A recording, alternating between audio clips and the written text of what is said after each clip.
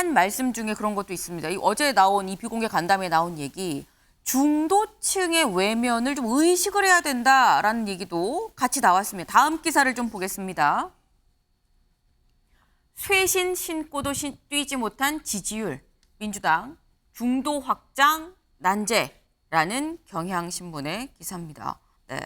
지금 쇄신하겠다, 쇄신이라는 신을 신었는데 신고도 뛰지를 못한다. 지지율이 고착화돼 있다라는 얘기인 건데요. 그럼 지지율을 좀 봐야겠죠. 지지율이 어떤가 보겠습니다. 먼저 리얼미터. 네. 쭉 보면 사실 지지율은 추입니다. 사실 뭐 비슷 고만고만한데 큰 차이가 없는 거 아니야 생각하실 수 있는데 일단 여기만 볼까요? 지난주 대비, 전주 대비 민주당 지금 43.8%, 0.4%포인트가 떨어졌다. 국민의힘 38, 1.2%포인트가 올랐다. 오차 범위 내입니다. 굉장히 근소한 오르고 내리는 폭인 건데 리얼미터 말고요. 한국갤럽도 좀 보겠습니다. 한국갤럽 역시 국민의힘 35, 1%포인트 올랐고요. 민주당 31, 3%포인트 내렸습니다. 마지막으로 하나 더 NBS까지 좀 보죠. 네, 지금 국민의힘 35, 4%포인트 올랐고 민주당 25, 1%포인트 내렸습니다. 그러니까 사실 오르고 내리는 폭이 크지는 않습니다. 하지만 여론조사는 추이가 중요하다. 그런데 일단 국민의힘은 소폭 상승하고요. 민주당은 소폭 여론조사마다 좀 내리고 있는 모습을 볼 수 있습니다. 이재정 의원님. 예. 쇄신을 신고도 뛰지 못하는 이유 뭡니까? 잘못된 쇄신을 신은 거죠. 저는 처음부터 그 외부에 의존하는 방식의 혁신이라는 것은 사실 정치의 무능함을 보여줄 뿐이라고 이야기를 했고 바로 이 자리에서도 파랑새는 네. 밖에 없다고 얘기했습니다.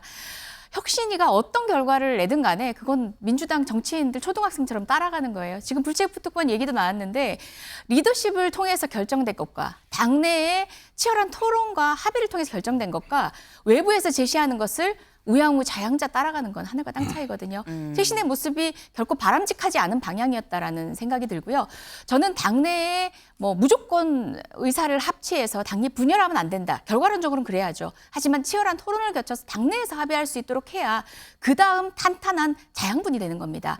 그런 절차를 회피하려고 그저 단합만을 외치면서 이재명 대표를 중심으로 단합해달라고만 요청하거나 또는 이재명 대표를 끌어내려야 한다라는 목표 하나만으로 몰입해서 당내의 비판의 목소리를 높이는 것 둘 다 온당치 않다고 생각하고요.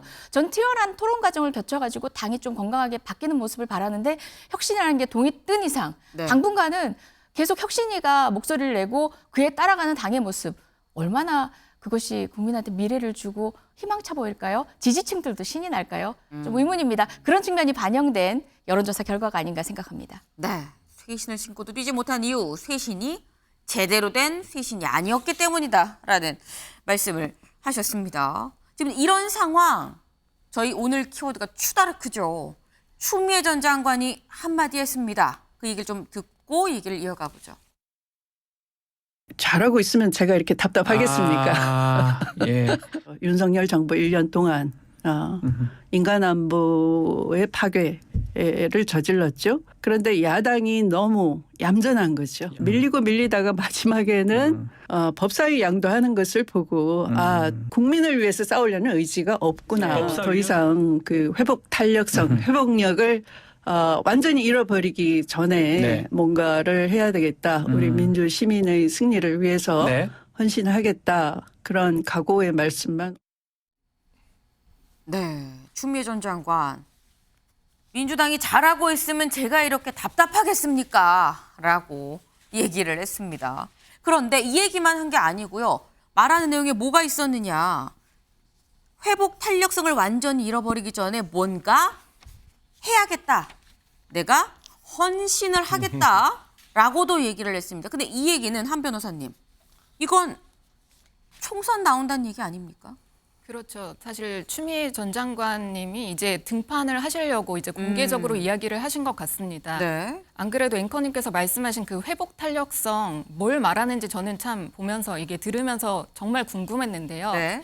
추미애 전 장관을 하면 정말 죄송하지만 여야를 통틀어서 저희 윤석열 대통령을 만들어준 그런 정말 1등 공신 아닙니까?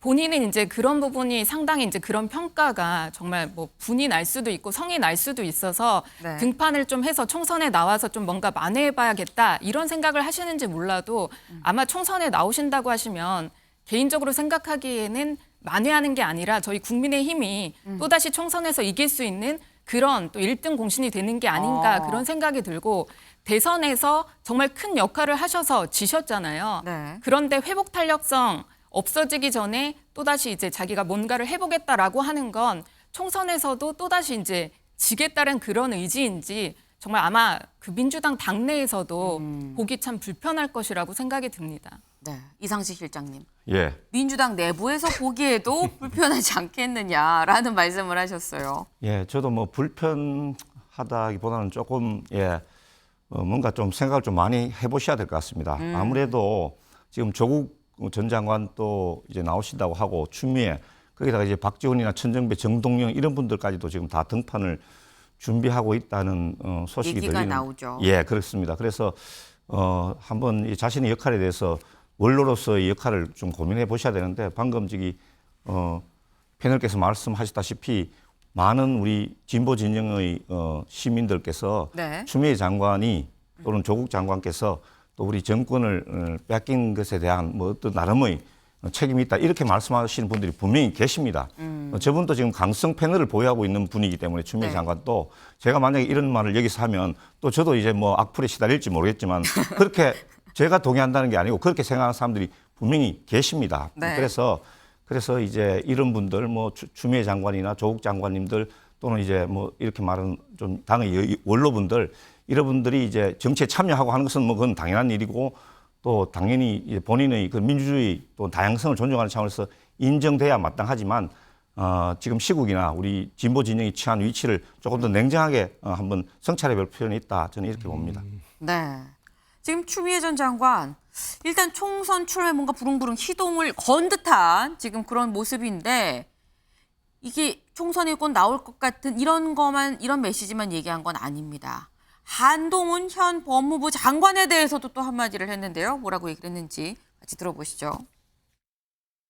거의 물갈이가 확실한 거죠. 왜냐하면 물갈이가 될 지금 것이다. 그 한동훈 네. 장관 태도를 한번 보세요. 네. 거의 국회의원들을 모욕 주고 하잖아요. 그러니까 현재의 그 배치단 정치인들은 네. 다 부패하거나 무능하다라는 딱지를 붙이고 네. 대폭 물갈이를 하면서 봐라 이 검찰들이 정권의 요직을 다 차지하고 일 잘하지 않느냐 해서 어떤 전문성 참신성 이런 걸 언론을 통해서 포장을 해가지고 정말 검찰당을 만들 거예요. 네, 추미애 전 장관 일단 한동훈 장관 태도 봐라라고 얘기를 하면서 아마 검찰당을 만들 거다라고 얘기를 했습니다. 유상범 의원님.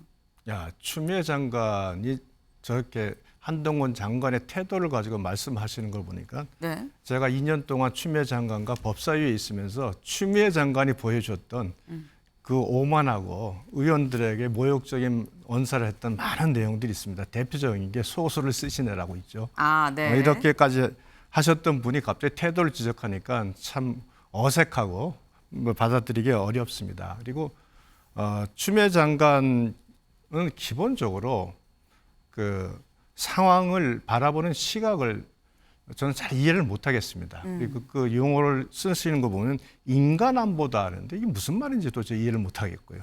회복 탄력성 또 이것도 네. 또한 이해가 잘 안 되는데 뭐 그걸 떠나서 검찰당을 전망하는 건 어떻게 보셨어요? 검찰당이라고 하시는 거는 결국은 이제 검사의 그 낙하산 공천 얘기가 나오니까 그것을 검찰당이라는 아마 네. 용어로 표현한 정도라고 생각을 합니다. 네. 근데 좀 놀란 게 네. 그러면 저희는 뭐 국민의힘에서는 추나땅이라고 합니다. 추미애 장관이 나오면 땡큐다. 아. 항상 뭐 우리 국민의힘의 긍정적 영향력을 많이 의도하지 않게 뭐 네. 발휘하시는 분이니까 그렇게 말하는데 이제 민주당 내에서도 그와 같이 추미애 장관에 대해서 부정적 여론이 많다는 거 굉장히 놀랐습니다. 뭐 아마 추미애 장관께서도 오늘 뉴스 방송을 보시면 고민을 좀 하시지 않겠나 싶네요. 네. 일단 국민의힘 입장에서는 추나땡이다. 추미애 장관 나오면 땡큐다라는 말씀을 또 하셨습니다. 이재정 의원님. 네. 다른 것 떠나서 아까 말씀하셨던 인간안보나 이제 회복탄력서 같은 경우는요, 제가 또 그 분야에 또 관심이 유난히 있던 케이스라서 휴먼 라이트 중에서 휴먼 시큐리티라고 표현하면서 새로운 방식의 국제적 공존만이 아니라 나라의 민주주의 또는 안보가 지켜야 될 가치에 대해 새로운 방식으로 하는 지금 현존하는 굉장히 트렌디한 어떤 개념이고요. 레질리언스 같은 경우도 사실 우리 IMF 이후에도 그랬고 코로나 이후에도 이런 갈등과 위기 이후에 사회를 회복하기 위한 정치권의 전문성을 요구하는 방식으로 여러 번 언급되는 얘기입니다. 그런 차원의 얘기까지 뭐 새정치하고는 다르잖아요. 기존에 추미애 장관이 이야기하는 정치권에서 어떤 역할을 하시고 싶다는 얘기는 저는 폭넓게 바라보고 싶습니다. 얼마 전 이낙연 대표가 네. 돌아와서 천명하신 것처럼 그런 원로들이 어떤 방식으로 본인의 역할을 하시는지를 지켜보면서 그분들이 선당우사하는 방식으로 모종의 틀을 만들어가면서 여러 가지 다양한 인재들이 각계 요소에서 전투할 수 있도록 거름이 되어주신다면 저는 그건 충분히 반길 만한 일이라고 생각하고요. 너무 섣불리 그분이 스스로에 대해서 과잉되게 평가하고 자리를 차지하기 위해서 나온다라고 미리 지레 짐작할 필요는 없다는 생각입니다. 무엇보다 검찰당 관련된 거는 사실 이것도 뭐 국민의 우려죠. 심지어 저 같은 경우도 제가 원내다 보니까 원외 인사들이 있는 곳에는 여기 검찰 인사가 공천되는 거 아니야라는 게 여러 지역들의 사실 시민들의 추측입니다. 이런 것들도 뭐 또 괴담이라고 하실지 모르겠지만 그런 우려를 만들어냈던 징표들이 현 정부에서는 있었던 거죠. 검찰 출신의 대통령은 결국은 검찰 인사들로 다 채우고 있었고 결국 내년 총선도 그럴 것이다라는 것까지 혹시 괴담으로 몰아붙이시겠습니까? 네, 알겠습니다. 네. 일단 추미애 전 장관의 총선 출마에 대해서는 약간 좀 의견이 좀 갈리는 부분도 있는 것 같아요. 네. 그럼 정말 총선을 출마하겠다는 건지 아니면 뭔가 다른 더 큰 역할을 하는 건지 알 수 없는 거기 때문에 섣부르게 예단하지 말자라는 취지의 그런 말씀을 좀 하신 것으로 보입니다.